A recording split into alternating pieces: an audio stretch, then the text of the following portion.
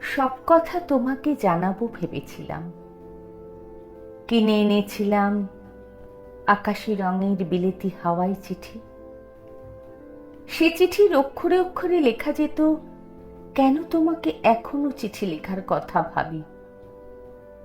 লেখা যেত, আমাদের উঠোনে কামিনী ফুল গাছে এবার বর্ষায় ফুলের ছড়াছড়ি। তুমি আরেকটু কাছে থাকলেই বৃষ্টি ভেজা বাতাসে সে সৌরভ তোমার কাছে পৌঁছত। আর তোমার উপহার দেয়া সেই স্বচ্ছন্দ বিড়াল ছানা এখন এক মাথা মোটা অতিকায় হলো। সারা রাত তার হুঙ্কারে পাড়ার লোকেরা অস্থির। তোমাকে জানানো যেত, এবছর কলকাতায় গ্রীষ্ম বড় দীর্ঘ ছিল। এখনো পর্যন্ত বর্ষার হাবভাবও খুব সুবিধের নয়।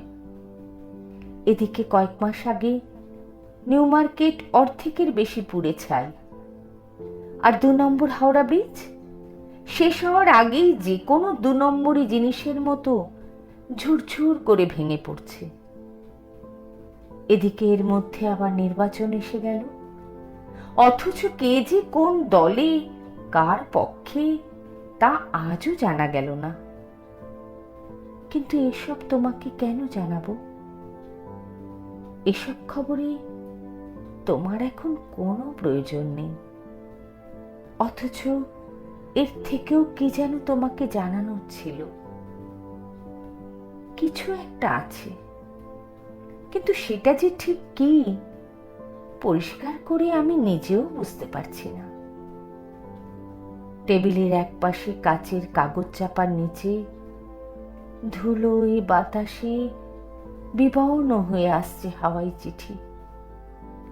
তার গায়ে ডাকের ছাপের চেয়ে একটু বড় অসতর্ক চায়ের পেয়ালার গোল ছাপ।